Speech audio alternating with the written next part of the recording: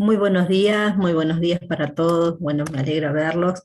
Estaba mirando con respecto al trabajo que el pastor nos había dado. No pude sentarme con más tiempo a resolverlo, pero sí pude hacer una lectura con respecto a la carta de Judas. Y lo que más me llamaba la atención fue esto de poder que siempre que hay una carta tiene que haber un destinatario, ¿no? Y en ese destinatario él hacía como, me sonó como más advertencia con respecto a lo que puede suceder si nos alejamos por ahí de la gracia de Dios o de tener en cuenta lo que Jesús hizo, ¿no? Entonces como que más me sonaba una advertencia en ese texto. Y la verdad que bueno, trabajar con las cartas paulinas y poder entender de que cada una de ellas fue para un destinatario diferente, y siempre que uno escribe o hace un escrito, tiene que tener pensado hacia quién va dirigido, y también de ahí va a ir la formalidad o no con respecto a quién lo va a recibir, ¿no? Así que bueno, eso sería mi aporte. Muchas gracias. Entonces, sí, la importancia del destinatario, ¿no? Em, ¿Y cómo les fue con las estructuras? ¿Pudieron encontrar estos conectores que que veíamos en la clase anterior, los conectores que marcaban la estructura?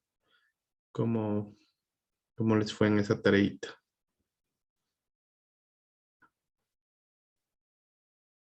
Mirta. Hola, buenas tardes. Sí, yo por ejemplo puse en la estructura, por ejemplo, en el primer punto, contender por medio de la fe.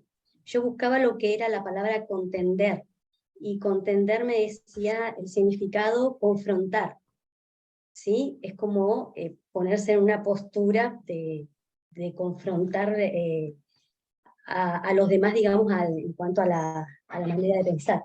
Y acá dice, yo acá puse contender por medio de la fe, y cité la cita que está en Judas 1:3, después hombres impíos que niegan a Dios, o sea, contender contra eso, contra los que blasfeman y los que se corrompen. Eso yo puse en el primer punto, y di la cita de Judas 1:4 y de Judas 1:10. Después, yo puse 3 puntos. Traer a memoria, y aquí es cuando, como decía la pastora, él habla de la advertencia. O sea, él, en esa forma, bueno, no lo comparto, pero él les hablaba de acuérdense lo que les pasó al pueblo de Israel, acuérdense de lo que pasó. Y es como de hoy no le podríamos decir a un hermano, bueno, Dios te va a castigar, cuando hablamos de que Dios es amor, ¿no? De que, de que Dios no es el castigo, es el pecado el que, o sea, somos esclavos, pero del pecado. Entonces, bueno, y en esa partecita, que es el punto 2, yo puse traer a memoria como el título, y destruyó a los que no creyeron. Entonces ahí citaba las citas. Hostilidad, traiciones eternas, y para hacer juicio contra todos. Y ahí están las citas de Judas 1:5, Judas 1:6, Judas 1:15.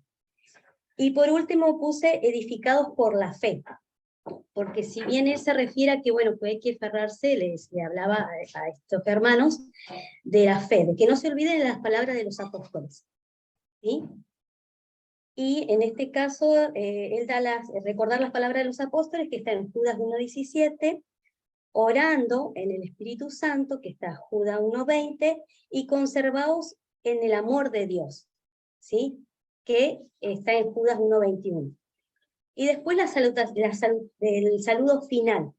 El saludo final yo leía, hay otra expresión arriba, yo buscaba el significado y era una alabanza a Dios, una glorificación a Dios. Entonces él termina de esta manera, dice, glorias a Dios, con las palabras poderoso, único, a él sea la gloria y la majestad por todos los siglos. Eso, él se despide de esa manera. Muchas gracias. Buen trabajo. ¿Algo más que nos haya dejado esta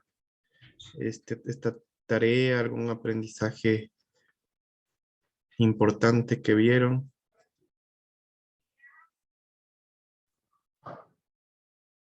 Sobre todo la forma en que se escribió, ¿no? Porque siempre cuando es una carta, siempre tienes la forma a quién saludar, o de pronto en esta carta se denota mucho el tema de una carta general hacia algún grupo de gente, ¿no? Entonces, obviamente, esta carta de Judas se refiere a temas en específico de lo que estaba sucediendo, ¿no? Entonces, siempre una carta tiene un propósito de acuerdo al público al cual se refiere, y también cómo desarrollar el tema en el cual se está tratando, ¿no? Entonces, eso es interesante, el tema de, de dirigirnos a un grupo de gente o a una sola persona. Dependiendo de eso, la carta es dirigida hacia el destinatario, ¿no? Entonces, y también al final el saludo, el saludo que es para finalizar la carta, eh, ese saludo va de la mano mucho con lo que Pablo también se despedía, ¿no? Porque también hacía muchas referencias al tema de Jesucristo mismo, de como que la carta siempre al final da como una gloria a Dios, ¿no? Entonces, obviamente, todas las cartas que Pablo también dirigía terminaba de esa forma. De acuerdo. Ahora, Perdón, me da la sensación como que una advertencia, después habla como un poquito más de amor y después, bueno, es como que una vez que capta la atención, hace como, no sé si confrontación, pero ese reto, cierra la carta con unas palabras de fe, de ánimo, de continuar, de no desenfocarse. La verdad que muy bueno poder visualizar esas cosas. de acuerdo, de acuerdo. Entonces, haciendo como un pequeño resumen, ¿cuántas cartas existían? ¿Recuerdan?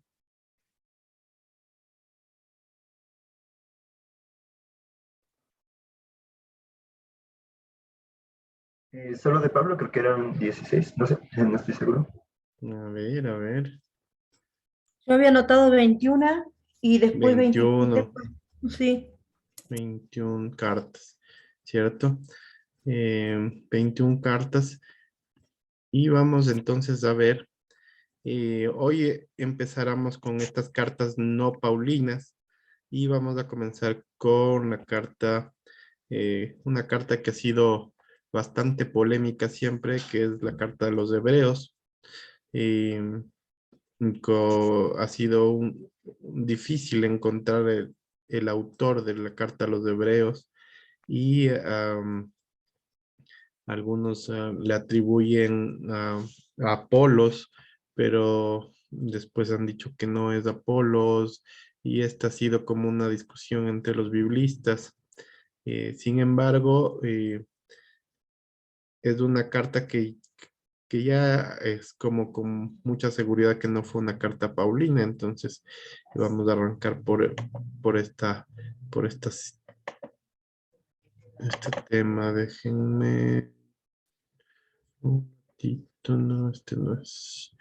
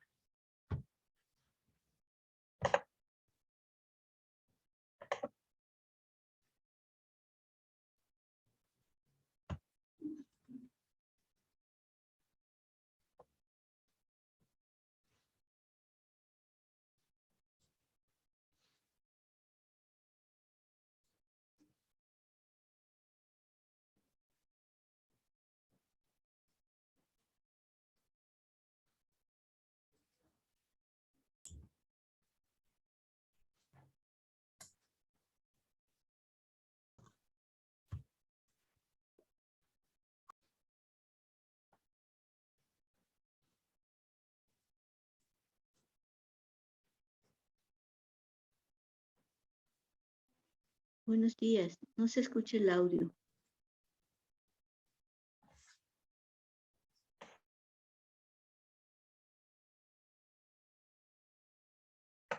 Déjenme, le vuelvo a... Tal vez me olvidé de poner los temas del audio. Entonces, retrocedámoslo otra vez. Listo. La carta es anónimo y la gente se ha preguntado por mucho tiempo si Pablo la escribió o si quizá fue alguno de sus colaboradores, como Bernabé o Apolos. Pero la realidad es que no lo sabemos. En el capítulo 2 descubrimos que el autor tuvo una relación de primera mano con los discípulos que caminaron con Jesús. Así que sabemos que esta carta está anclada en la enseñanza de los apóstoles. Tampoco sabemos cuál era la audiencia de esta carta, ni siquiera dónde vivían. El autor los conoce muy bien y asume que tiene profundo conocimiento de las escrituras del Antiguo Testamento, especialmente de la narrativa de los primeros 5 libros de la Biblia, la Torá, acerca de cómo la familia de Abraham se convirtió en la nación de Israel, de cómo Moisés los siguió en su salida de la esclavitud en Egipto hasta el monte Sinaí, donde recibieron la Torá e hicieron un pacto con Dios, donde construyeron el tabernáculo que los sacerdotes utilizaban para ofrecer sacrificios, y también acerca de cómo vagaron por el desierto en su camino hacia la tierra prometida. El autor simplemente espera que los lectores conozcan todos los detalles de estas historias. Así que lo más probable es que la audiencia esté compuesta de judíos cristianos, y de ahí viene el nombre de la carta. El capítulo 10 nos da pistas que indican que esta comunidad de iglesia estaba enfrentando persecución y hasta prisiones por su asociación con Jesús. Algunos en la comunidad estaban alejándose de Jesús y abandonando la fe por completo, y eso explica el propósito y la estructura de esta carta. Primero tenemos una breve introducción, seguida de 4 secciones donde el autor compara y contrasta a Jesús con personas y eventos claves de la historia de Israel. Primero, se compara a Jesús con los ángeles en la Torá. En segundo lugar, con Moisés y con la tierra prometida. En tercer lugar, con los sacerdotes y con Melquisedec. Y finalmente, con los sacrificios en el pacto. El autor tiene 2 objetivos principales en todos estos contrastes. El primero es elevar a Jesús como superior a cualquier otra persona o cosa, mostrando que Jesús es digno de toda su confianza y devoción. Pero su segundo objetivo es retar a los lectores a permanecer fieles a Jesús a pesar de la persecución. Así que cada sección incluye una fuerte advertencia de no abandonar a Jesús. Ahora, profundicemos y veamos cómo se desarrolla todo esto. La elevación de Jesús comienza en la oración inicial de la introducción. Dios, que muchas veces y de varias maneras habló a nuestros antepasados en otras épocas por medio de los profetas, en estos días finales nos ha hablado por medio de su Hijo. De manera que el autor está diciendo que Jesús es superior a todas las otras maneras previas en las que Dios se reveló a Israel. Luego, hace la sorprendente declaración que Jesús es el resplandor de la gloria de Dios y la imagen exacta de la naturaleza de Dios. Estas metáforas hacen la identificación más cercana posible entre Jesús y Dios. Así que Jesús es a Dios lo que los rayos de luz son al sol, o Jesús es lo que la impresión en la cera es al sello de un anillo. Para este autor no hay Dios aparte de Jesús. Jesús es Dios hecho hombre como el Hijo, y esta elevada manera de ver a Jesús es la que se desarrolla a través del resto de la carta. En la primera sección, el autor compara a Jesús con los ángeles, lo que podría parecer un poco extraño. ¿Por qué ángeles? En la tradición judía se enseñaba, basado en Deuteronomio 33:2, que la Torá y las palabras de Dios fueron entregadas a Moisés en el monte Sinaí a través de ángeles. Así que al decir que Jesús es superior a los ángeles, el autor está declarando que Jesús y su mensaje de buenas nuevas son superiores a todos los mensajeros anteriores de la palabra de Dios. De manera que la primera advertencia fluye de este mismo punto. Si Israel fue llamado a prestar atención a la Torá, la cual fue entregada por ángeles, ¿cuánto más deberíamos prestar atención al mensaje que fue anunciado por el Hijo de Dios? Y no solo eso, debido a la condición de superioridad de Jesús con respecto a los ángeles, cuán asombroso es que Él entregara ese estado tan alto para convertirse en hombre, morir y sufrir. En Jesús vemos la gloria de Dios en mayor grado y su gran humildad al Jesús unirse compasivamente al trágico destino de la humanidad. En los capítulos 3 y 4, el autor continúa diciendo que Jesús es superior a Moisés, quien guió a Israel a través del desierto y quien construyó el tabernáculo. Jesús también es el líder del pueblo de Dios, pero en él no vemos el constructor de una simple tienda de campaña, sino de toda la creación. Luego, el autor vuelve a contar la historia de cómo los israelitas se rebelaron contra Moisés en el desierto y perdieron su oportunidad de entrar al reposo que Dios les ofreció en la tierra prometida. Así que aquí viene la segunda advertencia. Si Jesús es mayor que Moisés, ¿cuán mayores serán las consecuencias si nos rebelamos contra él? Nosotros también estamos en una clase de desierto donde tenemos que confiar en Dios para el descanso futuro en la nueva creación de Dios. Así que asegurémonos de no rebelarnos, como lo hizo Israel en el desierto, y perdamos la generosa oferta de Dios para entrar en su nueva creación. En los capítulos del 5 al 7, el autor compara a Jesús con los sacerdotes que vienen del linaje de Aarón. Su rol era representar a Israel delante de Dios y ofrecer sacrificios que expiaran o cubrieran los pecados del pueblo. Pero él señala que los sacerdotes eran ellos mismos personas imperfectas, así que debían ofrecer sacrificios constantemente por sus propios pecados, así como por los pecados de todos los demás. Algo más era necesario, así que él declara que Jesús es ese algo más. Jesús es el sacerdote definitivo, pero Jesús no vino del linaje de Aarón. Jesús era un sacerdote según el orden de Melquisedec, ese sacerdote y rey misterioso de la antigua Jerusalén, quien aparece en las historias de la vida de Abraham. También encontramos en el Salmo 110 que el rey mesiánico del linaje de David sería un sacerdote según el orden de Melquisedec. Así que el punto del autor es que Jesús es el rey sacerdote definitivo. Él es moralmente perfecto, está eternamente disponible para su pueblo. Así que Él es superior a cualquier otro mediador entre Dios y los seres humanos.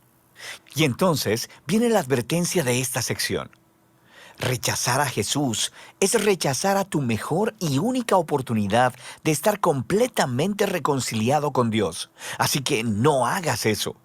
Lo que nos lleva a la última comparación en los capítulos del 8 al 10. El autor nos muestra cómo la muerte de Jesús en la cruz fue el sacrificio definitivo, superior a todos los sacrificios de animales que se ofrecían en el templo. Esos sacrificios debían ser ofrecidos constantemente, tanto cada día como anualmente en el día de la expiación. Jesús ofreció su vida una vez y para siempre, y eso fue suficiente para cubrir los pecados de todo el mundo. Así que el autor advierte a la audiencia sobre alejarse de Jesús. Es como darle la espalda a la oferta generosa del perdón de Dios. ¿Por qué harías eso? Nos dice que el sacrificio de Jesús es permanente y es el fundamento del nuevo pacto del que hablaron los profetas, donde todos los pecados son perdonados. Así que ahora que el autor ha elevado a Jesús por medio de todos estos contrastes, esta sección final es un gran reto a seguir a Jesús. Piensa en el gran panorama. En Jesús han encontrado la palabra misma de Dios. En Jesús tienen esperanza para estar en la nueva creación. Jesús es su eterno sacerdote. Él es el sacrificio perfecto. Así que ahora ellos deben seguir a todos los grandes modelos de la fe que se encuentran en la historia de las Escrituras y deben permanecer fieles a Jesús, confiando que a pesar de cualquier dificultad y persecución, Dios no abandonará a su pueblo. Ese es el flujo de pensamiento básico a través de la carta, la cual al final el autor dice que es una breve palabra de exhortación. Aquí hay algunos otros consejos para leer esta carta. Cuando el autor cite de las Escrituras del Antiguo Testamento, lo cual sucede en casi todas las oraciones, detente y busca las referencias y lee la cita en su contexto original. Y a veces te confundirás, pero en la mayoría de las veces podrás ver conexiones geniales que de otra manera nunca hubieras notado, así que vale la pena el esfuerzo. También deberías saber que estos pasajes de advertencia te pondrán incómodo, y ese es el punto. No están ahí para asustarte, están ahí para mostrarte que rechazar a Jesús es tonto, porque Él es asombroso. Estas advertencias sirven al propósito principal de la carta. Mostrar que Jesús es la revelación definitiva del amor y la misericordia de Dios. Y de eso se trata la carta a los Hebreos.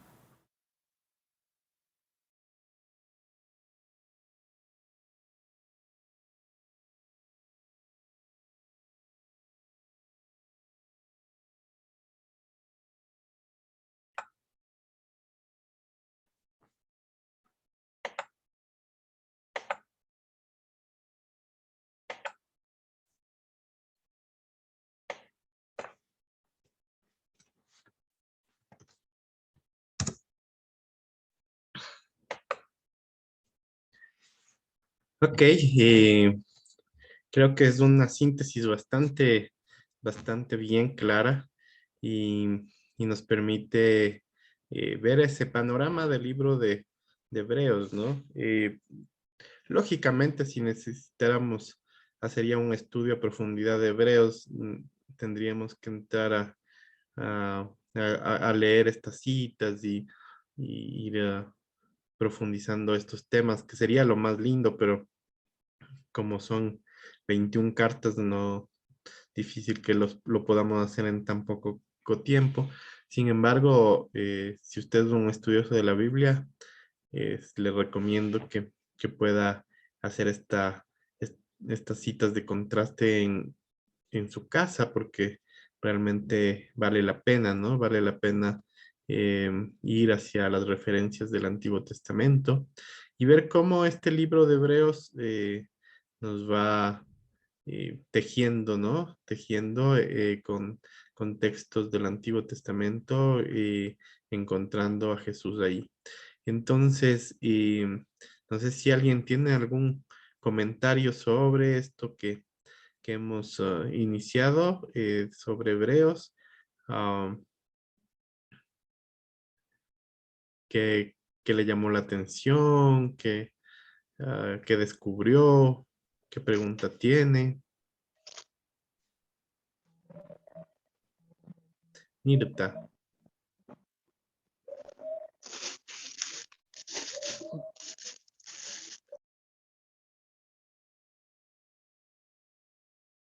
Está en silencio. No se Ahí escucha. Ahí está, sí. sí, ahí Ahí está. ahora sí. Ahí está. Ajá.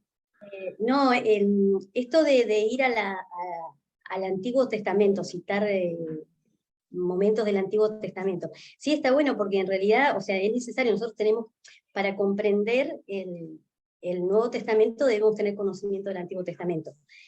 El tema es cómo yo lo doy, cómo lo enseño, para que no sea así como chocante, ¿no? A veces te encontrás con palabras o con situaciones que vos decís, incomprensible, ¿no? Pero buscar la manera de decir, bueno, buscar esa conexión, como usted dice, ¿no? Y para ver de qué manera lo podemos enseñar y que no resulte así chocante o que la gente no lo entienda. Sí, creo que una materia después, posterior a estas que estamos viendo ahora, del Nuevo Testamento, seguramente va a haber Antiguo Testamento, y alguna otra habrá el tema de predicación, ¿no? Donde se trabaja justamente el cómo ya presentarlo a una audiencia, estos aprendizajes, y ahí podremos ver más a profundidad esto, ¿no? El cómo enseñar.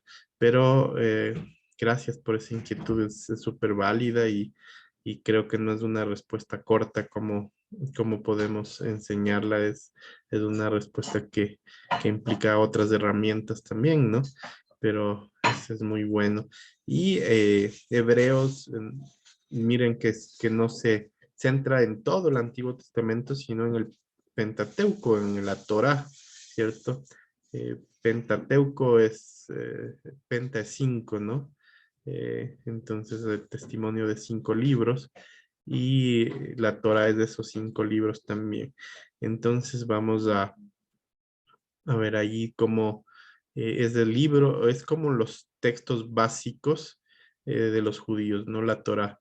De hecho, la Torá es como los libros de la ley, ¿cierto? Los libros más importantes. Ellos les dan más peso, los judíos, a la Torá que el resto, por ejemplo, profetas y los otros escritos, ¿no? La Torá es como el centro mismo de su aprendizaje, como creo que para los cristianos son los evangelios. Para mí particularmente sí hay un peso diferente entre un evangelio y una carta, ¿no? Es mi criterio muy personal, ¿no?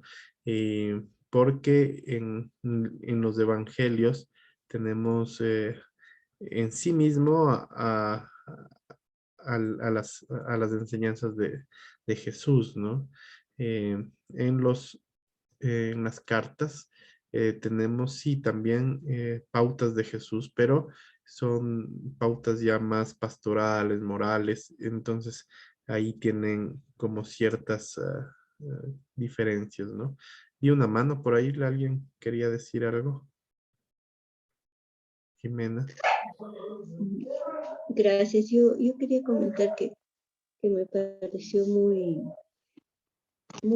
linda esta carta por lo sintética, seguramente es lo corta que es, y claro, venimos de un proceso como más fuerte a través de los evangelios, ¿no? Que son libros ya muy complejos, con la estructura mayor, pero sí me llama la atención la claridad al especificar las cosas, ¿no? Algo que también me ha llamado la atención es que siempre yo había escuchado de Melquisedec, del orden de Melquisedec. Y claro, aquí se puede ver el real origen, la fundamentación, ¿no? Me pareció muy linda e interesante esta carta de los hebreos. Hay que seguir estudiándola. Sí, este tema de Melquisedec es un tema muy particular, ¿no? Y es lindo también estudiarlo porque es un sacerdote que no tenía una raíz judía y que de repente es un relato extraño, ¿no? Abraham le da sus diezmos, le da sus ofrendas, pero nunca se explica de dónde aparece este Melquisedec, quién es. Es como un personaje interesante, ¿no? Y el autor de Hebreos, claro, porque para los judíos era muy rigurosa la genealogía. Si tú te llamabas sacerdote, tenías que venir de una genealogía sacerdotal. Eh, y claro, este autor de Hebreos dice, y Jesús es el sumo sacerdote, ¿no? No es solo sacerdote, es el sumo sacerdote de la historia. Y claro, como está escribiéndole o se piensa que está escribiéndole a judíos cristianos, van a pensar enseguida en la genealogía y de dónde sale.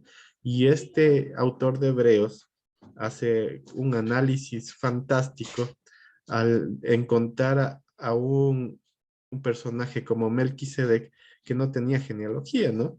Y sin embargo fue el sacerdote de Abraham, del padre de la fe y el padre de Israel también, ¿no?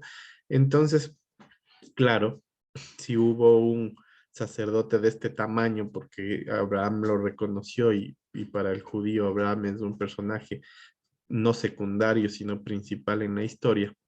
Entonces también, si aparece un Jesús que no es del orden de Aarón, que es la línea sacerdotal en la genealogía, pero es del orden de Melquisedec, que es justamente un sacerdocio diferente, es ahí donde le hace este enganche que me parece genial, ¿no? Muy lindo, ¿no?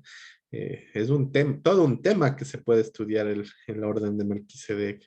Es bastante interesante.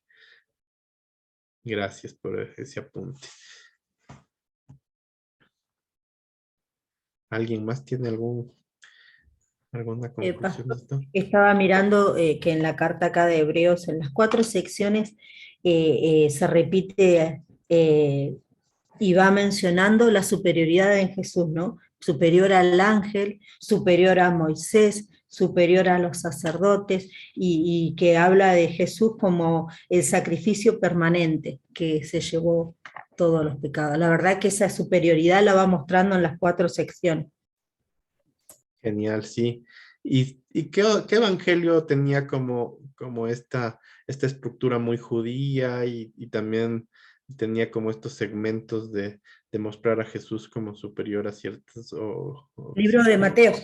El libro de Mateo, ¿cierto? Miren cómo ya se va viendo. Y quién sabe, porque no... pero aquí incluso hay una hipótesis que sería interesante ya para un estudio incluso académico, ¿no? Saber qué relación tuvo el autor del Evangelio de Mateo o la escuela matiana con el autor de Hebreos. ¿Podría ser que Hebreos salió de esta escuela matiana?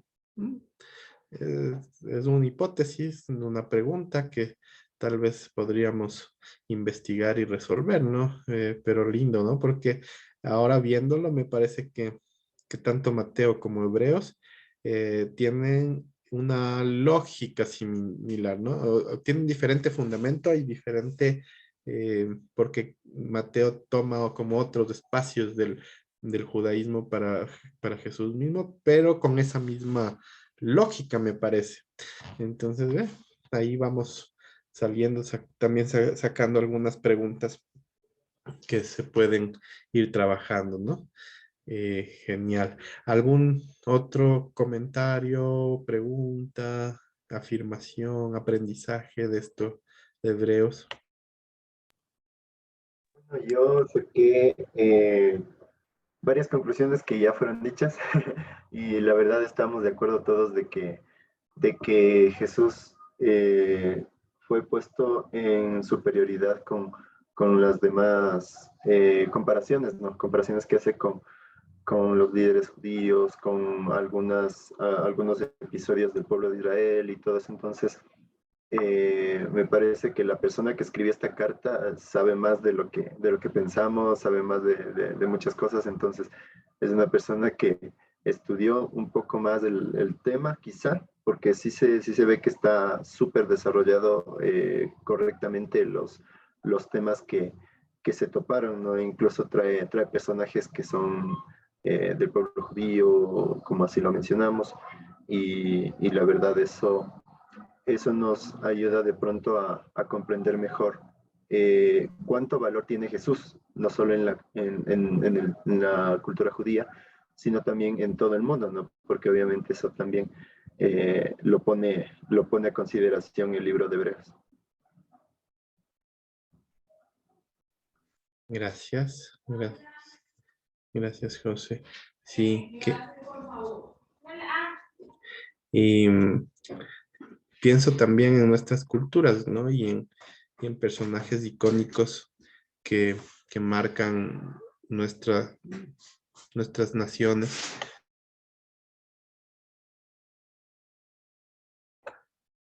Y entonces pienso en que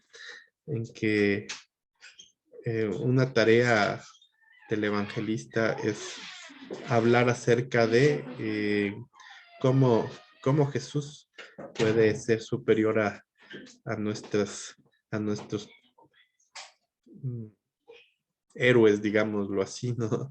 Porque claro, si a mí me dicen Jesús es superior o me hablan de Melquisedec, bueno, Melquisedec, por mi trasfondo, digamos, evangélico, tengo una idea, ¿no? Pero no hay una, una sensación así tan profunda de, de entender que quién es Melquisedec, ¿no? O quién es un Moisés para nuestra historia, ¿no? Pero si pensáramos en un personaje muy, muy nuestro, muy de nuestro entorno, de nuestra historia, ¿a quién se vendría en mente, ¿no? Y ¿cómo hablaríamos de Jesús frente a ese personaje, ¿no? Porque es básicamente lo que hace Hebreos, ¿no? Pone un personaje de contraste, dice, ok, ustedes hablan de Moisés, pues acá está Moisés, ¿no? Y es lo que hizo, pero Jesús hizo esto y demuestra en esta carta cómo Jesús es superior a esto, ¿no? Eh, yo creo que lo que está arraigado en nuestras culturas también es importante, ¿no? Y que así como los judíos tienen sus formas de visualizar las cosas, la vida misma, tenemos nosotros también nuestra historia, nuestras figuras, y Jesús puede ser mostrado a través de eso también, ¿no? Eh, ¿Tiene alguien alguna idea, algún ejemplo? ¿Será que no tenemos ejemplos ya que nos inspiren? Mirta, está en silencio. Perdón. No, yo por ejemplo, yo me crié dentro de la Iglesia Católica, ¿no? Y una de mis hermanas, por ejemplo, ella dice, yo soy católica apostólica romana, ¿no?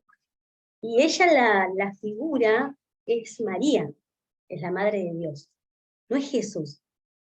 Y es difícil, o sea, sacarla de eso, ¿no? No la podés, no te da lugar a que eso, o sea, para ella también es María, nada más, y todo es María y por ella llegas a Dios, o sea, a Jesús por lo dejan como de lado, y es muy difícil, bueno, porque nosotros fuimos criados dentro de eso y formados dentro de la Iglesia Católica.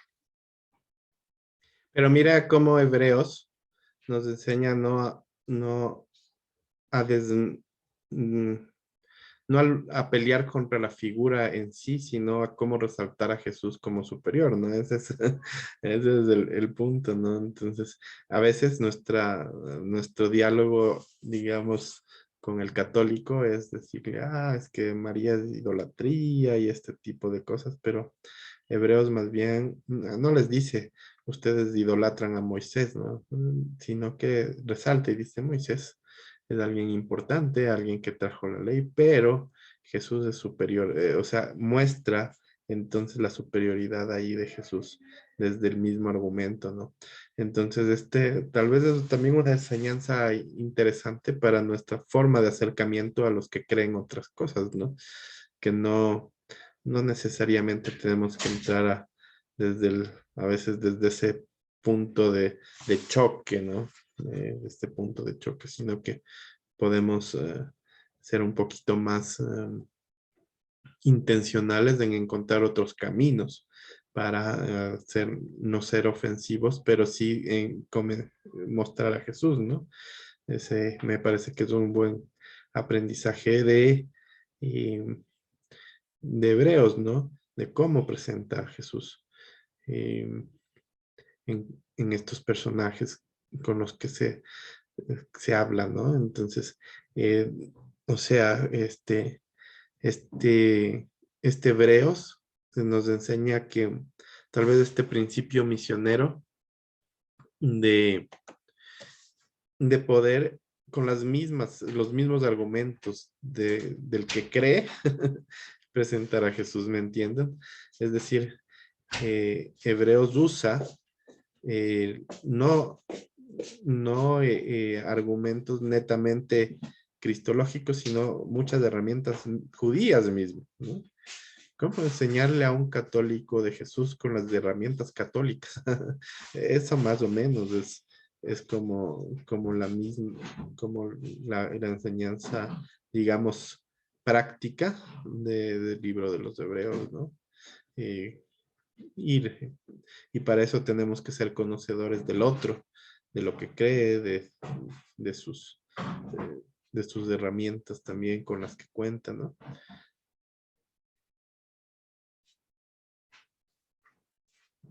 Entonces tenemos, creo que ya un panorama de Hebreos, al menos este panorama es importante, ¿no? Resaltar que Hebreos entonces quiere presentar a Jesús como ¿Se acuerda estas dos figuras de la introducción? Que incluso gráficamente nos enseñaba mucho ahí. A ver, ¿quién recuerda?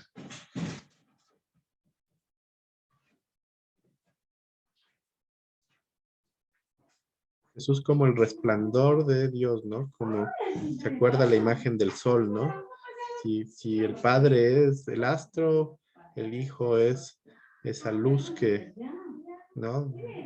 Que es el sol mismo. Esa imagen es bastante bonita, ¿no? Porque nos enseña que hay formas de percibir la misma naturaleza de un ser. Entonces,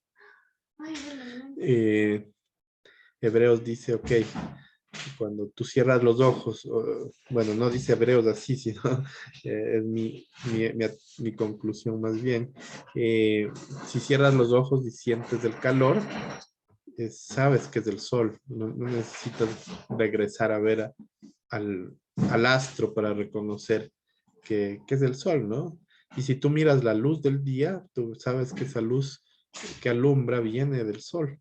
Es una forma de reconocer al sol mismo, ¿cierto? Pero hay otra forma que es mirar directamente al astro, ¿no? Y en este caso, mirar a Jesús es mirar al Padre. Entonces es esta como la metáfora de Hebreos. Y la otra es una que ya hemos hablado acerca del sello, ¿se acuerdan? El sello de las cartas, cómo había este anillo y pues cuando tú ponías el sello en la carta representaba el anillo mismo y esa es la imagen, ¿no? Imagen y la semejanza. Entonces usa Hebreos también sobre este simbolismo para introducir a Jesús. Y luego viene esto que ya hemos visto de tratar de ver en Jesús el superior a qué nomás. Eran 4 secciones. ¿Quién lo recuerda? Las 4. Mirta. Superior a los ángeles, A Moisés, a los sacerdotes y el sacrificio. Ok. Entonces, estas 4 figuras y luego una despedida final, ¿no? Ahora en cada una de estas secciones, recuerden, Jesús presenta primero, por ejemplo, a los ángeles, lo que hicieron, después a Jesús y por qué es superior, y después una advertencia, ¿no? Esa es como la estructura. Y esa es la estructura entonces del libro de Hebreos. Y como decía Jimenita, es una estructura un poco más simple que el de los evangelios. Obviamente son narraciones más cortas. Y vamos entonces a ver sobre la carta a Santiago. ¿Recuerdan algo de Santiago en cuanto a algo que ya hemos visto en Nuevo Testamento en alguna clase? ¿Alguien recuerda algún dato de Santiago?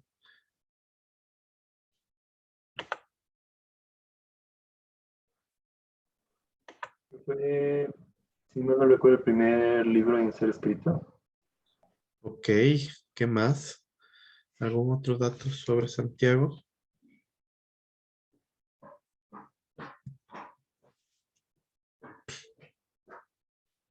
De los concilios, ¿alguien se acuerda?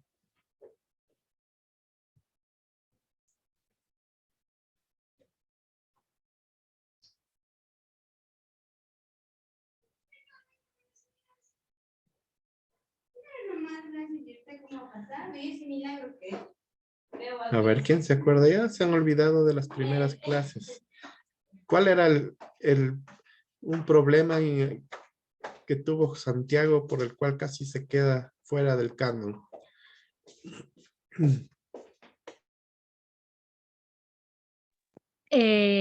Pastor, este libro Santiago tenía 5 capítulos. Esto así como una guía como tratar gente, también cómo habla gente, Por ejemplo, en Santiago 3, nosotros, la lengua, nosotros, por ejemplo, porque nuestra lengua es una pequeña parte de nuestro cuerpo, pero es inmortal y dadora de la vida. También cómo ayudar o orar gente cuando está enfermo. Así es. Gracias. Gracias, Jocelyn. Una buena explicación de Santiago, gracias. A ver, entonces, ¿alguien se acuerda de los concilios, de qué pasó con el libro de Santiago? Ya. La idea es que vayan acordándose de las otras clases, no olvidándose de la anterior.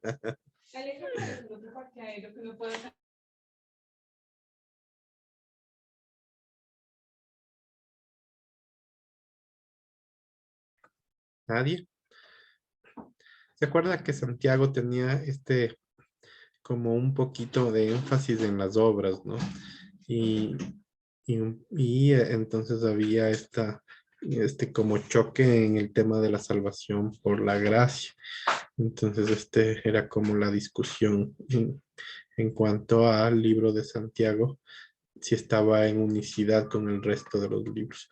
Bueno, vamos a ver entonces el libro de Santiago.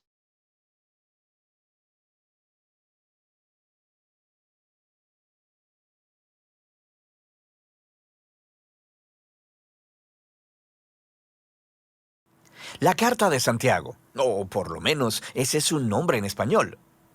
Si miras el griego, verás que el nombre es Jacobos, lo que traduce su nombre hebreo Jacob.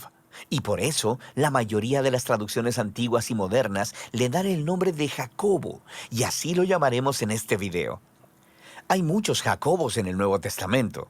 2 de ellos pertenecen al círculo cercano de los 12 discípulos de Jesús, pero esta carta viene del Jacobo que fue el medio hermano del mismísimo Jesús.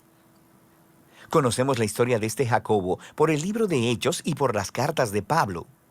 Después de que Pedro salió de Jerusalén para empezar nuevas iglesias, el medio hermano de Jesús, Jacobo, se levantó como un líder prominente en la iglesia madre en Jerusalén. Estaba compuesta en su mayoría de judíos mesiánicos o cristianos. Esta fue la primera comunidad cristiana de todas y sabemos que tuvo tiempos difíciles durante los 20 años que Jacobo fue su líder. Hubo una hambruna que llevó a la región a una gran pobreza. Y esos judíos mesiánicos estaban siendo perseguidos por los líderes judíos en Jerusalén. Pero a través de todo ello, Jacobo fue conocido como un pilar de la iglesia de Jerusalén. También fue conocido como un pacificador que dirigió con sabiduría y valor hasta que fue trágicamente asesinado. Y en este libro tenemos el legado de la enseñanza y de la sabiduría de Jacobo, condensada en una obra breve y muy poderosa. El libro comienza como una carta, saludando a todos los judíos mesiánicos que estaban viviendo fuera de la tierra de Israel. Pero esta no está estructurada como las cartas de Pablo, donde él trata los problemas específicos de una iglesia local. Más bien, este libro es un resumen de la profunda sabiduría de Jacobo para todas y cada una de las comunidades de seguidores de Jesús. Y el objetivo de Jacobo no es enseñar nueva información teológica. Más bien, él quiere introducirse en tus asuntos y retarte sobre cómo debes vivir. La sabiduría de Jacobo ha sido fuertemente influenciada por 2 fuentes. La primera es la enseñanza de Jesús acerca de la vida en el reino de Dios, especialmente el Sermón del Monte, al que frecuentemente cita y del que se hace eco en el libro. La segunda influencia clave es la sabiduría bíblica del libro de Proverbios, especialmente los poemas en Proverbios del 1 al 9. Jacobo literalmente creció con Jesús y con el libro de Proverbios. Así que ahora su propia enseñanza suena como ellos. Está sellada con su lenguaje e imágenes. El libro consiste en discursos de sabiduría, breves y retadores, llenos de metáforas y frases cortas, fáciles de memorizar. Y en esencia, Jacobo está llamando a la comunidad mesiánica a ser verdaderamente sabios, viviendo de acuerdo al resumen que Jesús hizo de la Torá. Amar a Dios y amar al prójimo como a ti mismo. El cuerpo del libro se encuentra en los capítulos del 2 al 5, que consisten en 2 enseñanzas breves que llaman al pueblo de Dios a una devoción completa al camino de Jesús. Y, todos juntos, no desarrollan de manera lineal una sola idea principal. Cada enseñanza es independiente y concluye con una frase corta muy pegajosa. Pero todas estas enseñanzas están conectadas a través de palabras y temas claves que se repiten. Es realmente genial. Al inicio del cuerpo del libro hay 2 enseñanzas. Primero, sobre el favoritismo y luego sobre el amor. Jacobo expone cómo tendemos a mostrar favor a las personas que pueden beneficiarnos, mientras que ignoramos a aquellas que no pueden hacerlo, usualmente porque son necesitados. Jacobo dice que esto es lo opuesto al amor, como Jesús lo definió. Él continúa mostrando cómo luce la fe y cómo no luce la fe. Si alguien dice que tiene fe en Dios, pero ignora a las personas que son necesitadas o pobres, la fe de esta persona está muerta, dice él. Sus acciones traicionan lo que ellos dicen que creen, y la fe genuina siempre produce obediencia a las enseñanzas de Jesús. Ahora, a lo largo del libro, encontramos 3 lugares diferentes donde Jacobo desarrolla las enseñanzas de Jesús acerca de nuestras palabras, de manera que con la misma boca desatamos dolor sobre las personas, y luego vamos a ofrecer alabanzas a Dios. ¡Qué horrible! Y también juzgamos a las personas y luego hablamos mal de ellas a sus espaldas. Y también tendemos a distorsionar la verdad a nuestra conveniencia. La manera en que hablamos de las personas es una ventana hacia nuestros corazones y hacia nuestros valores centrales. Nuestras palabras expresan la verdad sobre nuestro carácter. Jacobo también cree que la comunidad del reino de Dios, como Jesús enseñó acerca de ella, es la clase de lugar donde las divisiones creadas por la riqueza o el estatus social son hechas inoperantes.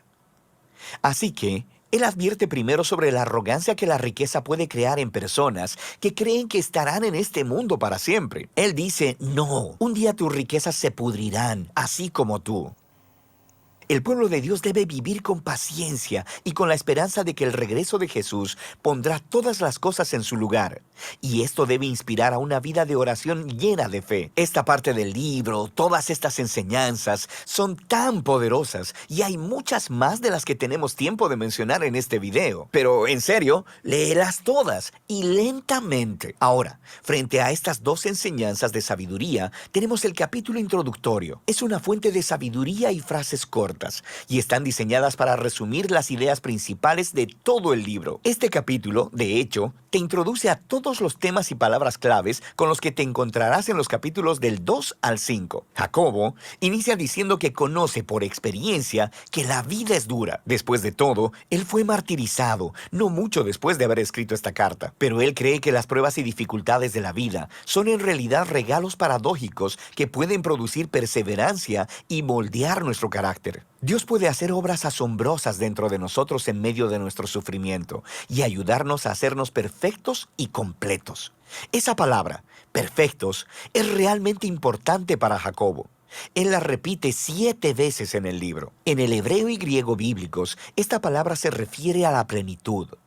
Significa vivir una vida completamente íntegra, donde tus acciones siempre son consistentes con los valores y creencias que has recibido de Jesús. Jacobo sabe que la mayoría de nosotros vivimos como personas fracturadas, con grandes inconsistencias en nuestro carácter. Todos estamos más afectados de lo que quisiéramos admitir. Sin embargo, Dios está en una misión para restaurar a las personas fracturadas, para hacerlas completas.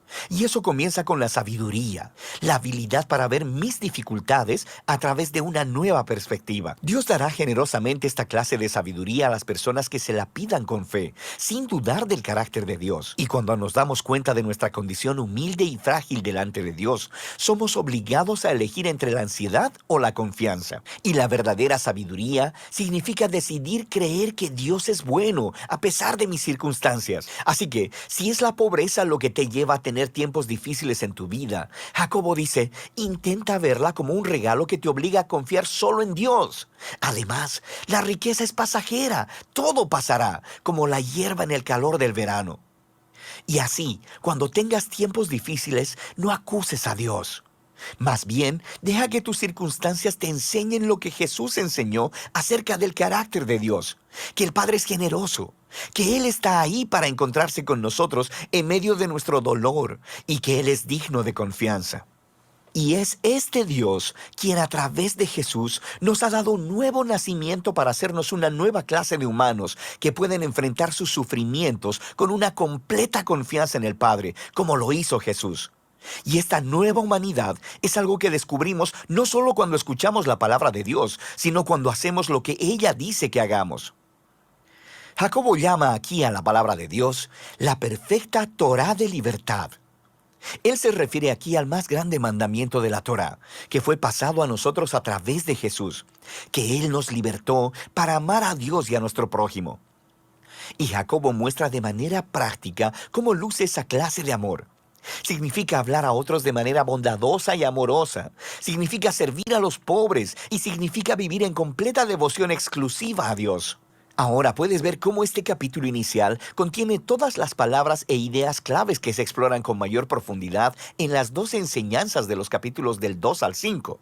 Jacobo se empapó de la sabiduría de Jesús y de los proverbios, y en este libro nos ha dado un gran regalo de su propia sabiduría.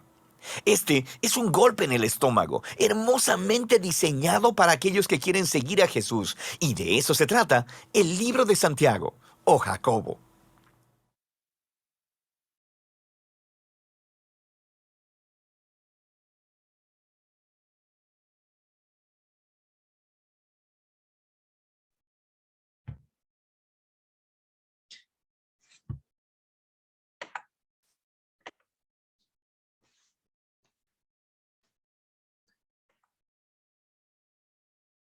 No sé si a ustedes les quedó la sensación de querer volver a estudiar Santiago, pero a mí sí. Bueno, siempre me ha gustado mucho Santiago, eh, pero creo que este tema es un tema inspirador, ¿no? Porque habla mucho de una fe práctica, una fe eh, que no solo se habla, sino que también se actúa. Y, ¿alguien tiene algún comentario sobre? Sí, pastor, me llamó la atención las enseñanzas en forma independiente, no tan por ahí correlativas o seccionadas, sino más independiente y mucha cantidad de enseñanza, todas ricas en su sabiduría, ¿no? Es la misma lógica de los proverbios, lo que nos decía, ¿no? Santiago es como un amante de los proverbios y los proverbios son así, son enseñanzas que no tienen una hilaridad o aparentemente no la tienen y que terminan buscando la sabiduría, ¿no? En los seres humanos, en vivir o en generar esa sabiduría desde la experiencia de vida. Y creo que Santiago está buscando esa, o está teniendo esa intencionalidad en un género narrativo, ¿no? Es decir, él busca usar este formato de proverbios para su libro, ¿no?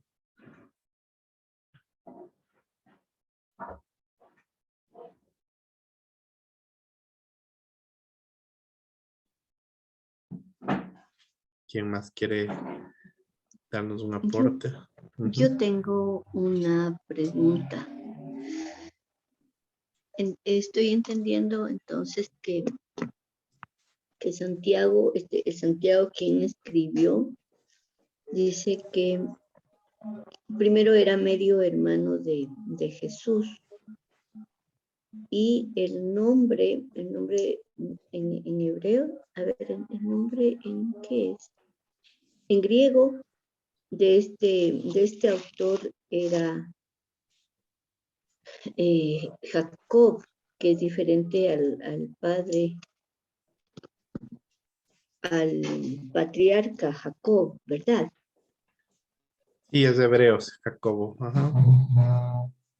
Ya, eso no sabía si entendí bien. Sí, muy bien entendido y es súper interesante, ¿no? Saber que Jacobo es un medio hermano de Jesús. realmente hay todo un análisis sobre la perspectiva que tenía la familia de Jesús acerca del mesianismo de Jesús.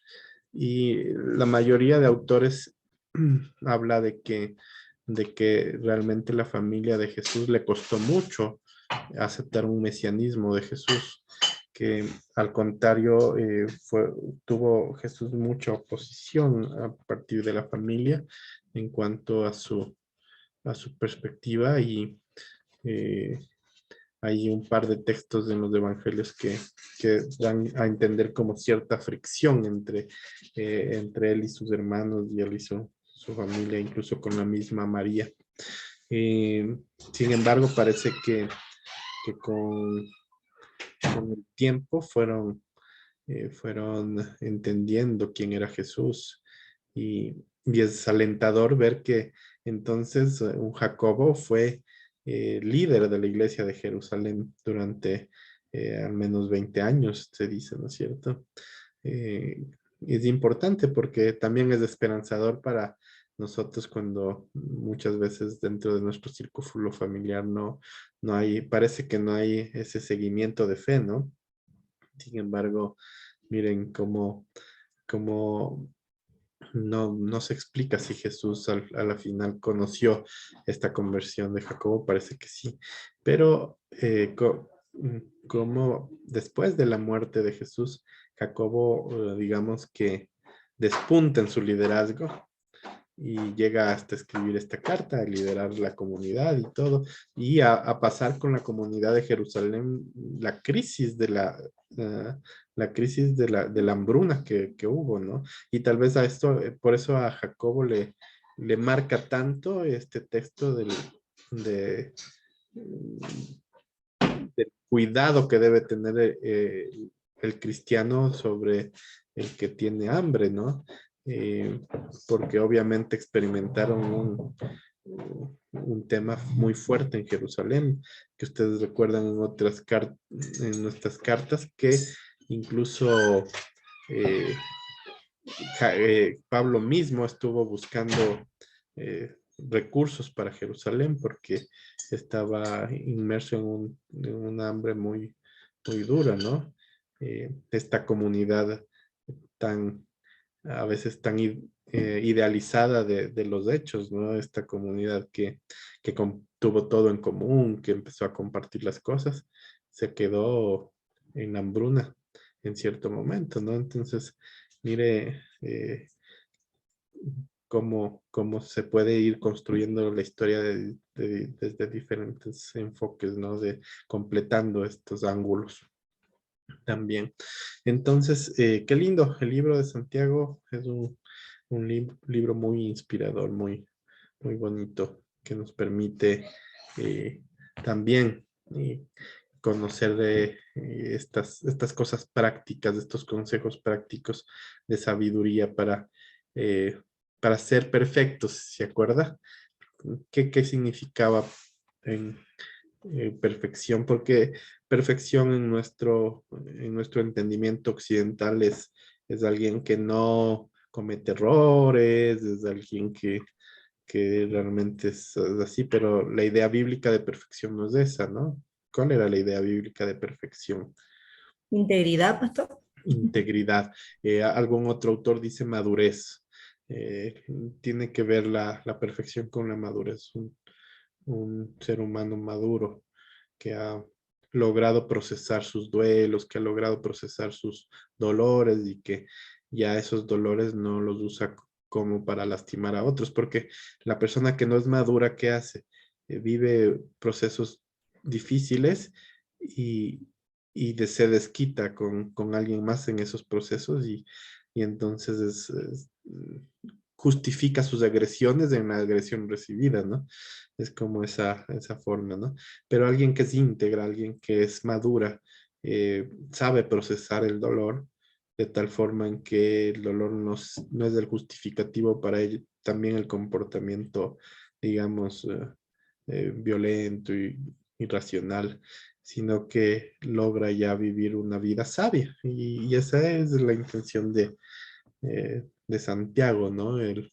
en mostrarnos un camino hacia una vida de sabiduría, y ahí está algunas enseñanzas muy prácticas, la de la lengua, que es una de las más bonitas que tiene Santiago, y esto, ¿no? Entonces, miren, ya hay una perspectiva diferente para cuando usted quiera enseñar o leer el libro de Santiago, ya puede leerlo con otros elementos, ¿no? Con otros elementos. Y tal vez también profundizar las fuentes de Santiago, ¿no? Santiago tiene dos fuentes. ¿Cuáles eran? ¿José recuerda las dos fuentes de Santiago? El libro de los, el libro de Mateo, creo. Y ¿Qué parte de Mateo específicamente? el capítulo 2, según lo que El Sermón del Monte, ¿no? El Sermón del Monte. El Sermón del Monte. ¿Y cuál era la otra fuente? La Los sabiduría proverbios. Proverbios. Proverbios. ¿Cuáles proverbios? No todos los proverbios. del 1 al 9. Del 1 al 9. Qué lindo. Entonces, mire, usted puede hacer ya un ejercicio diferente. Puede ir a leer Proverbios del 1 al 9. Puede leer también el Sermón del Monte, y puede entonces leer luego Santiago. Y entonces hacer como un diálogo más extenso, una lectura más complementaria, y entender qué es lo que Santiago quiere transmitirnos con estas fuentes, ¿no? ¿Cómo hace lo que ya hemos, creo que hablado, que es esta relectura que hacen muchos de los autores del Nuevo Testamento? Releen ciertas cosas que ya estaban escritos, ¿no? Como el libro de Hebreos hace una relectura del Pentateuco, una relectura de ciertos personajes claves, relectura de Moisés, relectura de los ángeles, relectura de... Entonces, aquí Hebreos, en cambio, si Hebreos hace la relectura del Pentateuco, en cambio Santiago hace una relectura de los Proverbios e incluso del Sermón del Monte. Qué bonito entonces poder ver. Y ¿alguna inquietud? ¿Queda claro esto?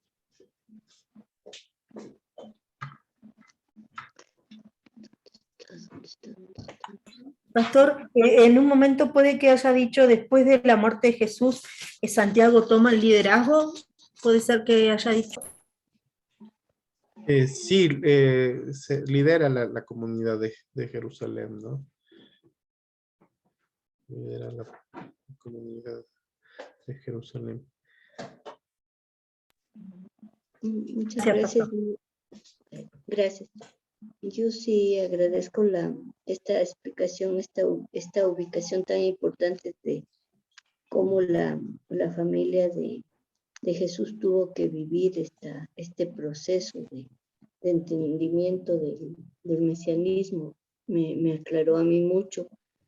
Y claro, ahorita yo como reflexiono que ya pongámonos en un hipotético, no sé, Santiago, Jacob tenía 17 años, me pongo un imaginario en el tiempo en que murió Jesucristo. Entonces, 30 años o no sé cuántos años más adelante, él en cuanto a su edad cronológica ya se estaba convirtiendo en un adulto mayor, en un adulto, ¿no? Y entonces, claro, el pensamiento en cada época es diferente y es muy acertado lo que dice el pastor, que nos lleva a ese pensamiento, porque yo entendería que él estaba viviendo eso, ¿no? Estaba viviendo de una forma, ya había experimentado lo que es la sabiduría, la perfección, la integridad, la madurez, el ver las circunstancias de otra manera por la edad. Entonces, me parece muy, muy importante la aclaración que nos acabas de hacer. Muchas gracias. Y se dice que Santiago murió poco tiempo después de escribir su carta, ¿no? Que fue matado, ¿no? En este en esta forma que había en ese entonces, ¿no? De martirizado. Entonces también es un dato interesante que usted puede profundizar más también. No sé si pudieron entrar a la página que les recomendé la otra semana, si pudieron leer, por ejemplo, los comentarios de extras que hay de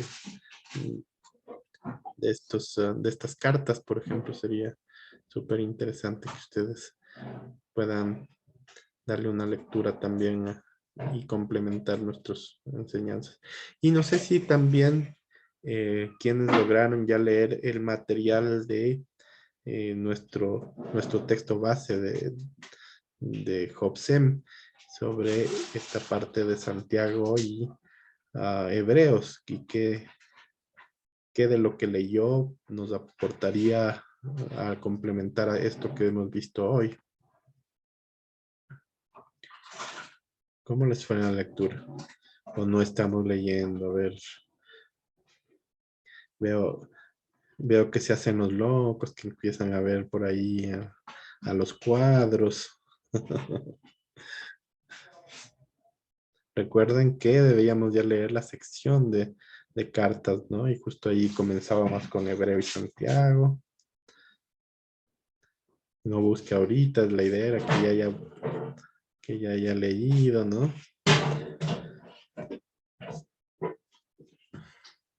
Vamos a darles unos 10 minutitos para que lean, ¿no? Lean esta parte de Hebreos y Santiago del material que usted tiene base. Entonces, ¿qué tal si se toma un cafecito y nos conectamos? Oh, bueno, quedamos conectados, solo volvemos a la clase en 10 minutos, a las 10:30, 10, puede ser hasta 10:35, no, 10:30 mejor, unos 9 minutos para darle una lectura rápida a la parte de Hebreos y Santiago de nuestro material. ¿Listo? Entonces nos prenderemos la cámara en 10 minutitos.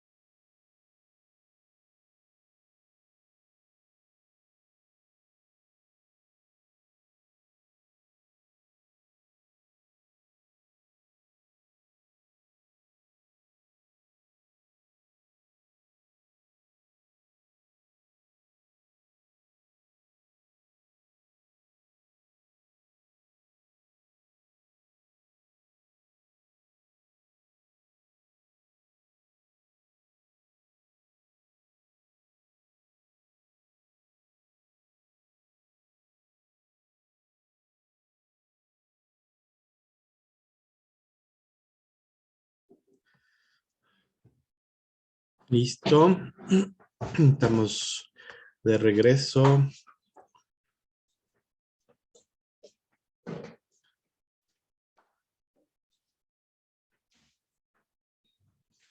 Estamos regresando. A ver cómo nos fue. ¿Quién quiere comenzar a ver si encontró algo complementario a lo que hemos visto hasta aquí en la epístola de los Hebreos y de Santiago? Algo que haya descubierto en la lectura que le pareció importante de compartirnos. Yo vi un temita súper interesante que hablaba por el tema de Hebreos, que fue dirigida directamente a los judíos que estaban por regresar a temas del judaísmo, ¿no? Había judíos cristianos que estaban ya regresándose a hacer práctica del judaísmo. Entonces, de pronto ese punto me pareció súper interesante. Gracias, José. ¿Algún otro punto?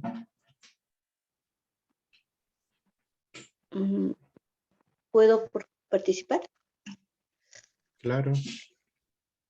Yo vi, me llamó la atención sobre Santiago, todo el enfoque tan abundante que hace sobre los momentos que vivía la iglesia. Él dice que esta comunidad primitiva estaba viviendo un momento de mucho estrés, ¿no? Por todos estos temas que se ha mencionado de la persecución, pero paralelo a esto está como el levantamiento de un nuevo liderazgo en la iglesia, porque se reconoce un evento tan importante dentro de la comunidad judía como es la caída del templo de Jerusalén. Entonces, esto en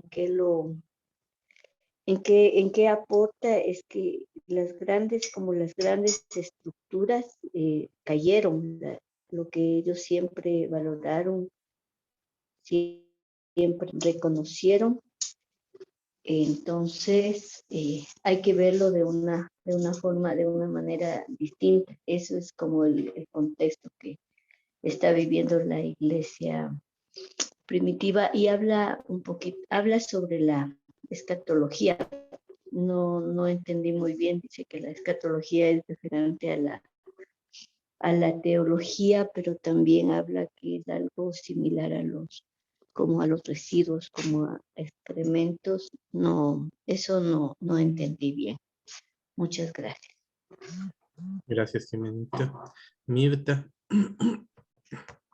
Sí, yo busqué con respecto a expectativas escatológicas. La palabra escatología proviene de dos palabras griegas que significan último y estudio.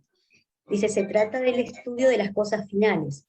Por ejemplo, acá el problema fue que se esperaba una segunda venida de Jesucristo, digamos, inmediata. Y esa tardanza, o al ver que se iba a demorar en realidad esa promesa, eso traía confusión y traía por ahí desánimo. ¿Sí? Y dice que se debió, dice, o sea, como volver a reinterpretar las promesas que Jesús había dicho, para mantenerse en la fe. Gracias, Mirta. Y esto ya lo vimos en la introducción a las cartas, ¿recuerdan? La problemática de la tardanza de Jesús, que era una cuestión que se empezó primero a difundir, que él volvía, o sea, se pensaba que era ya inminente, ¿no? Entonces era la angustia de proclamar a Jesús antes de que él vuelva, porque él iba a volver pronto. Pero eso se fue como retardando, y después, como les decía, ya le empezaron a dar hasta años, ya decían al final de este siglo, antes de comenzar el siglo, o antes de terminar el año 100 ya regresaría, y luego pues ha ido pasando esto, ¿no? Y sí, de acuerdo con la palabra escatología es esa categoría teológica para estudiar las últimas cosas. Se dice que el cristianismo es una de las pocas religiones que tiene un enfoque de la historia y de las últimas cosas. Y ahí, bueno, entran libros mucho más escatológicos como el libro de Daniel y el libro de Apocalipsis, que seguramente también lo estaremos viendo al final de este panorama del Nuevo Testamento. Pero también hay tintes escatológicos en otros libros, ¿no? Y tal vez uno de estos es Santiago, ¿no? Y sin embargo, no es como el énfasis de Santiago. El énfasis de Santiago, ya hemos visto, es sobre el tema de la perfección, sobre el tema de una vida de integridad, una vida de madurez, una vida de sabiduría. Este es como el punto, ¿no? Y sí, perdón, antes de darle paso a Vivi, es el tema de el templo, es algo que estremeció al mundo judío y estremece cada vez que sucede. ¿Se acuerdan que también estuvimos ya en algunas pautas dentro del Nuevo Testamento desde el pensamiento judío, como el rey, el templo y la tierra son esta tríada que importa tanto para que el pueblo se sienta perdonado, recibido, amado por Dios, ¿no? Entonces la destrucción del templo marca como y en el corazón del pensamiento judío, como un alejarse de Dios, como una forma en que Dios les castiga, se aparta. Y entonces las cartas empezarán a hablar mucho de esta figura ya del cuerpo como templo, ¿no? Entonces, ya no importa ese templo que se destruyó, ahora importa el nuevo templo del Espíritu que somos nosotros. Ese es, ahora sí, Vivi, algo que nos quería aportar. Sí, disculpe, pastor. Estaba mirando también cómo se nota la preocupación en la formación de nuevos líderes, ¿no? De consolidar nuevos líderes a través de las lecturas de las cartas, porque en algún momento habla de que las cartas antes eran algo que se leía en voz alta y estaba destinado para los que estaban escuchando en ese tiempo, pero ahora debían quedar escritas y que iba a ser de mucha ayuda para la formación de estos nuevos líderes. Para la continuidad, ¿no? Lo que hablábamos también en la introducción a las cartas, ya la iglesia pasa a una segunda etapa de preocupación. La primera era evangelizar, hablar de Jesús, comunicar el evangelio, pero en esta etapa ya la iglesia se empieza a preguntar, ok, empiezan a morirse nuestra primera generación y al parecer la venida de Jesús todavía va a aplazarse más.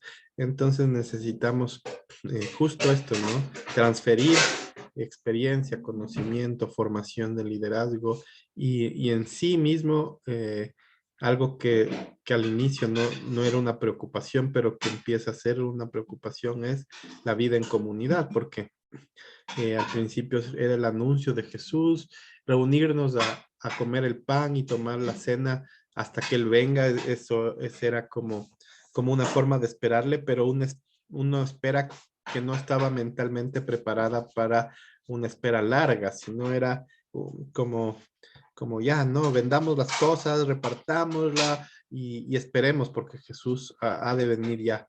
Y ¿qué es lo que pasa con la comunidad de Jerusalén?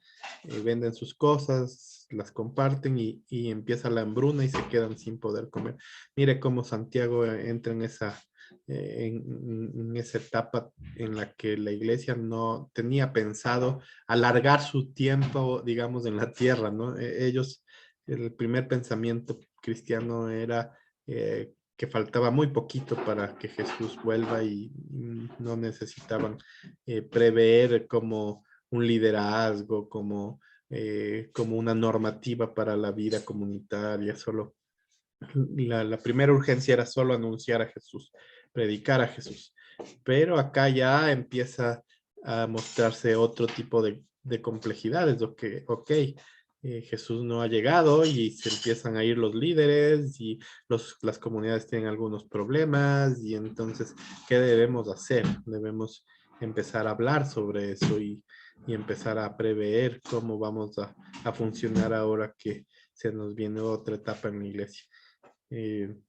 A mí me parece maravilloso esto porque habla muy de cerca a lo que vivimos también día tras día dentro de nuestras comunidades, ¿no? A veces tenemos una idea de lo que Dios quiere hacer con nosotros y de repente nos encontramos en que Dios nos lleva por otros canales y otros retos y también necesitamos resolver cosas para las que no habíamos pensado que íbamos a estar. Uh-huh.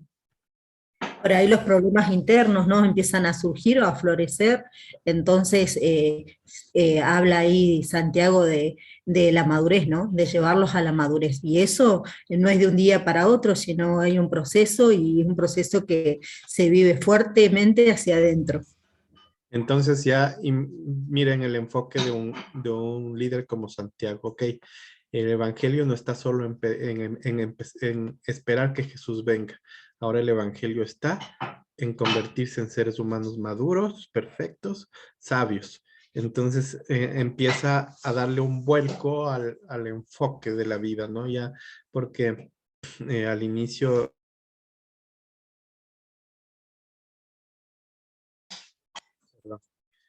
no sé si a qué hora se me silenció. Sí. Ok, entonces el enfoque está ahora en tenemos que trabajar en la madurez, ¿no? Entonces, sí, nos quedamos, pero ¿qué hacemos mientras esperamos a Jesús? Tenemos que esperar en Él, en que nos vuelva más maduros, más a la imagen de Él. Entonces, este es ya como otro pensamiento que al inicio no, la iglesia no tenía. Perfecto. Vamos a ver entonces la carta a Pedro, que es otra de las cartas no paulinas. Recuerden que tenemos 21 cartas, de las cuales 13 fueron paulinas y las otras 8 no fueron paulinas. Hemos visto 2 y vamos a ver entonces ahora la carta de Pedro. Simón, cuando se convirtió en un seguidor de Jesús. Él era parte del círculo cercano de los 12 discípulos. Cuando él confesó que Jesús era el Mesías, Jesús cambió su nombre a Kefas, que significa roca en arameo, que después fue traducido al griego como Petros o Pedro. Jesús prometió que él se convertiría en un líder entre los apóstoles para guiar a la comunidad mesiánica en Jerusalén durante sus primeros años, y eso fue lo que sucedió. Recuerda los primeros capítulos del libro de Hechos. Eventualmente, sin embargo, Pedro fue llamado a llevar las buenas nuevas de Jesús más allá de las fronteras de Israel. Esta carta fue escrita cuando ya llevaba décadas en esa misión en el mundo romano más amplio. Descubrimos esto en la conclusión de su carta, que Pedro está en Roma, la que él llama Babilonia, y aprendemos que aunque Pedro dirigió el contenido de la carta, esta fue compuesta por un hombre llamado Silvano, que era un colaborador de Pedro. Esta era una carta circular enviada a varias comunidades de iglesias en la provincia romana de Asia Menor, que es la Turquía actual. Y Pedro supo que estos cristianos, en su mayoría no judíos, estaban siendo perseguidos. Ellos estaban enfrentando hostilidad y acoso de sus vecinos romanos y griegos, así que Pedro escribió para animarlos en medio de su sufrimiento. Y esto ayuda a explicar el diseño y los temas principales de la carta. Inicia con un saludo y continúa con una poética canción de alabanza a Dios que introduce los temas claves que se exploran en el cuerpo de la carta, donde primero afirma la nueva identidad de familia de estos cristianos perseguidos, lo que les ayudará a ver sus sufrimientos como una forma de testificar de Jesús. Y esto les enfoca a su esperanza del futuro en el regreso de Jesús. Profundicemos y verás cómo todas estas piezas trabajan juntas. Así que Pedro inicia saludando a estas iglesias como el pueblo elegido de Dios que están exiliados alrededor del mundo. Ahora, Pedro deja claro a través de la carta que estos cristianos a los que está escribiendo son gentiles. Pero aquí, él los describe con frases del Antiguo Testamento que describen cómo Dios eligió al pueblo de Israel, la familia de Abraham, quien fue un exiliado y peregrino. Esta es una estrategia clave que Pedro repite a través de toda la carta. Él quiere que estos cristianos no judíos que estaban sufriendo vean que a través de Jesús ellos ahora pertenecen a la familia de Abraham. Así que ellos son exiliados peregrinos, al igual que Abraham. Son malentendidos, maltratados y buscan su verdadero hogar en la tierra prometida. Pedro continúa esta idea en la canción inicial. Él alaba a Dios por haber hecho que las personas nacieran de nuevo a una esperanza viva a través de la resurrección de Jesús en el poder del Espíritu.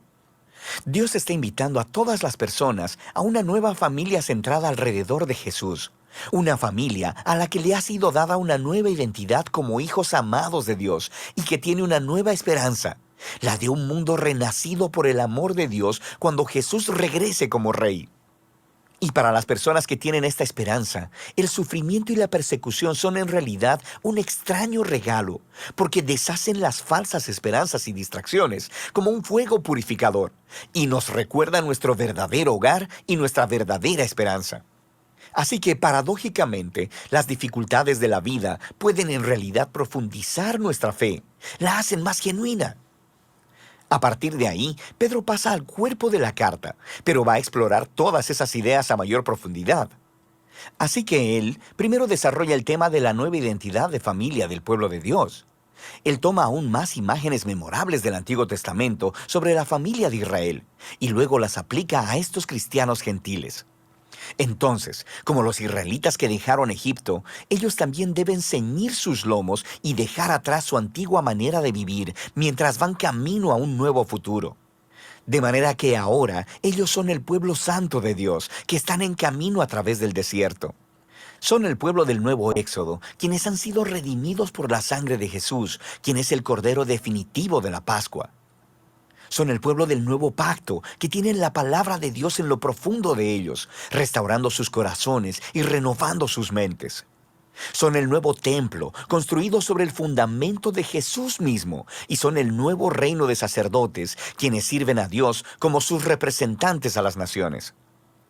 Ahora, al aplicar todas estas increíbles imágenes a estos cristianos gentiles perseguidos, Pedro está colocando su sufrimiento en una narrativa completamente nueva. Y esto nos lleva a la siguiente sección.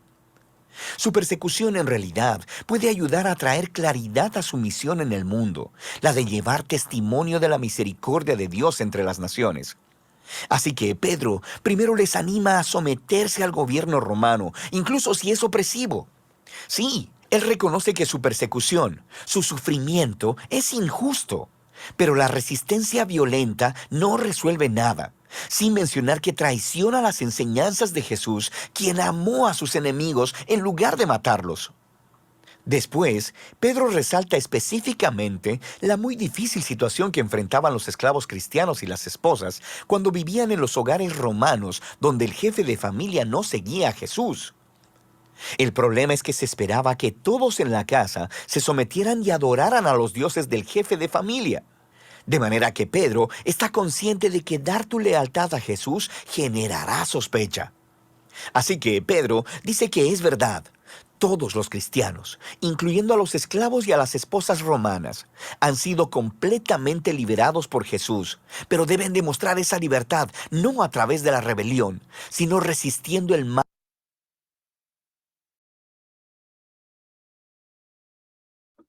¿Qué pasó? ¿Se detuvo el video?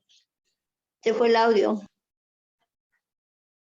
En mi caso se detuvo la imagen y continuó el audio. Ok, vamos a darle desde ahí otra vez a ver qué pasa. Mal de la misma manera en que lo hizo Jesús, a través de mostrar amor y generosidad a tus enemigos.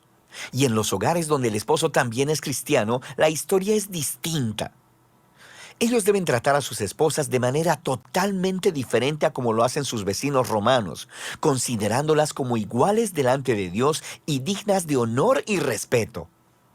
Y Pedro espera que el imitar el amor y el reino invertido de Jesús le dará poder a sus palabras, mientras dan testimonio de la misericordia de Dios y muestran a las personas la hermosa verdad del camino de Jesús. Pero Pedro también es un realista. Él sabe que los cristianos seguirán siendo perseguidos, así que les recuerda de su vindicación futura. Él recuerda cómo Jesús mismo fue perseguido injustamente y asesinado por poderes humanos corruptos, pero en realidad estaba muriendo por los pecados de sus enemigos. Y después Él fue vindicado y le fue dada la vida de resurrección por el Espíritu. Y ahora Jesús está exaltado como Rey sobre todos los poderes humanos y espirituales. Luego Pedro muestra cómo el bautismo apunta a la vindicación de los seguidores de Jesús. Entonces, como Noé, ellos han sido salvados a través de las aguas, no como un ritual mágico, sino como un símbolo sagrado que muestra el cambio de su corazón, su deseo de ser unidos a Jesús en su muerte y resurrección. Y así que ahora, incluso si son asesinados por seguir a Jesús, su esperanza está en la vindicación y exaltación futura junto a su Rey, lo que lleva a Pedro al movimiento final. Él les recuerda las palabras de Jesús, que sus discípulos deberían considerar un honor y un gozo el ser perseguidos, así como Él lo fue. Pedro luego llama a los líderes de iglesia a cuidar de estos cristianos sufrientes y a mostrar la misma clase de liderazgo de servicio que Jesús hizo con sus discípulos. Y finalmente, Pedro les recuerda a estos cristianos acerca del verdadero enemigo al que se enfrentan. La hostilidad no es simplemente cultural o siquiera política.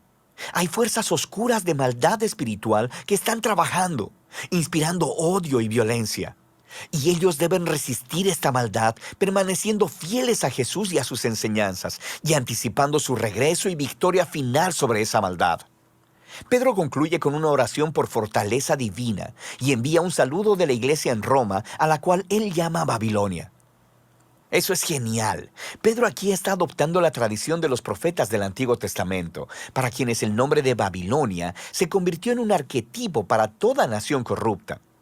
Así que Roma se ha convertido en la nueva Babilonia, y es en su imperio donde el pueblo de Dios está ahora exiliado de su verdadero hogar en la nueva creación. La primera carta de Pedro es un poderoso recordatorio de la esperanza cristiana en medio del sufrimiento. El pueblo de Dios ha sido una minoría incomprendida desde su mismísimo comienzo y deberían esperar enfrentar hostilidad porque han sido elegidos para vivir bajo el reino de un rey diferente, Jesús. Sin embargo, la persecución puede convertirse en un regalo extraño para la iglesia, porque ofrece una oportunidad de mostrar a otros el sorprendente amor y generosidad de Jesús, que es motivada por su regreso. Y de eso se trata Primera de Pedro.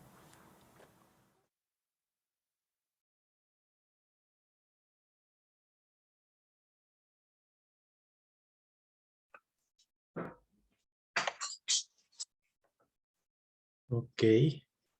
Y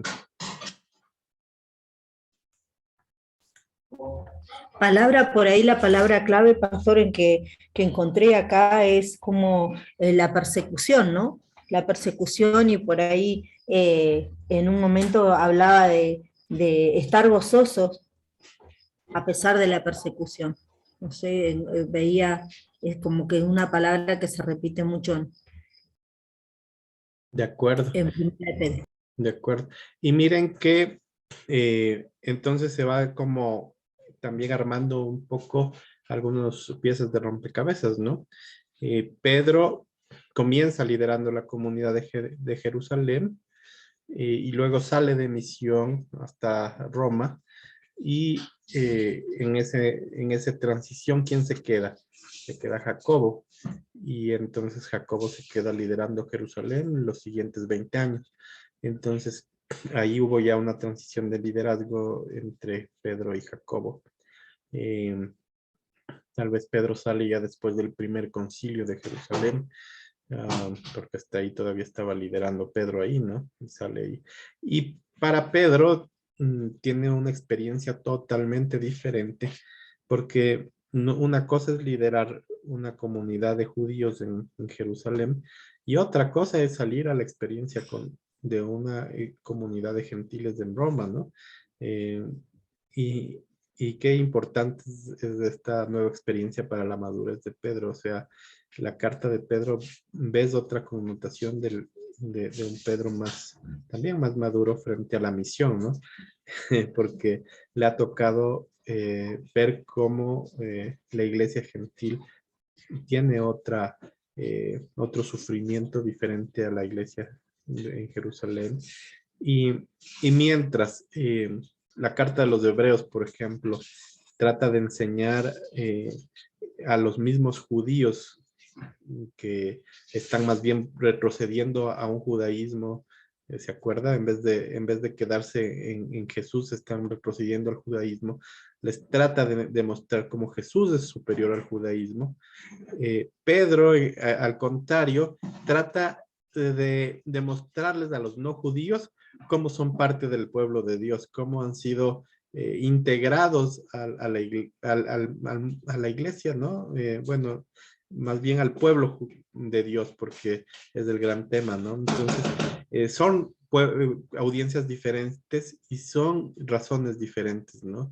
Y obviamente Santiago, en cambio, les está mostrando una comunidad que ya ha vivido ciertas cosas, cómo enfocarse ahora ya no solo en la venida de Jesús, sino en buscar una madurez y en buscar un perfeccionamiento a través de Jesús. Entonces, qué importante que los contextos determinan también lo que pueda ser la carta misma, ¿no?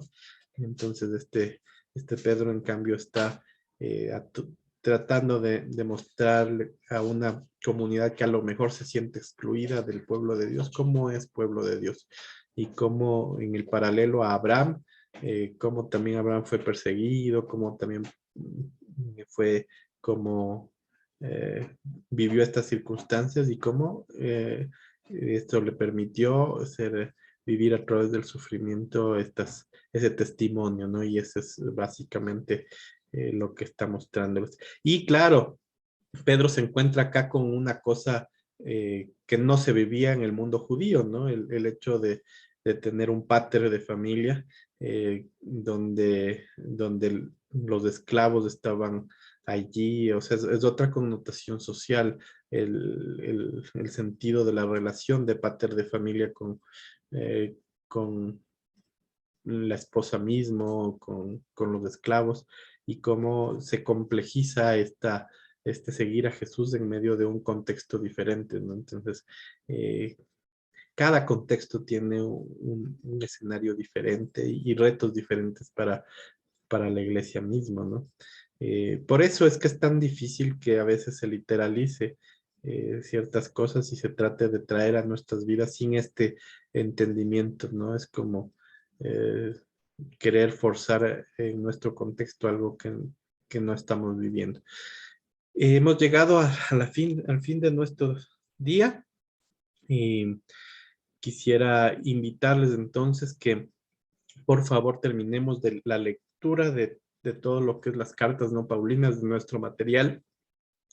Hoy alcanzamos solo a ver hasta Primera de Pedro, deberíamos estar un poco más avanzados, pero no sé, tampoco creo que es muy, muy justo acelerarle tanto y no reflexionar un poquito. Entonces creo que hemos tratado de ir corriendo, pero también tratando de entenderlo, ¿no? Nos falta las cartas juaninas todavía, nos falta esta misma carta de Judas, la segunda de Pedro también. Entonces, esto vamos a ver la siguiente semana, las 3 cartas de Juan, ¿no es cierto? Otra connotación. Entonces, por favor, lea esta sección para tener más elementos de diálogo. Y si ya lee la sección y tiene más inquietudes, busque otras fuentes para ir ampliando. Una es la que les di, pueden encontrar ahí algunos datos también históricos, de contexto, de autor y todo esto. Y vamos a estar viendo. Esa es entonces la primera cosa de esta semana. Y la segunda, me gustaría que hagan el ejercicio en una carta tan bonita, tan corta como la de Santiago, de leer los proverbios del 1 al 9, el Sermón del Monte y Santiago, y hacer una pequeña reflexión de de Santiago, puede ser en una carilla, nada más. Pero sí comprometo a que ustedes puedan hacer el ejercicio, leer los 9 capítulos de Proverbios, leer el Sermón del Monte, leer el libro de Santiago y sacar una reflexión de este ejercicio. ¿Listo? Muchísimas gracias por su atención en este día, este apasionante tema del Nuevo Testamento. Espero que, como a mí, esto que estamos viendo les motive, les ayude a tener también alguna visión más amplia de estas cartas. Un abrazo grande y nos vemos el otro sábado. Gracias, pastor, por su tiempo. Buen fin de semana para todos. Cariños a todos. Cuídense mucho. Muchas Muchas gracias. gracias, pastor. Saludos para todos. Gracias, hermanos. Adiós. Nos vemos próximo sábado.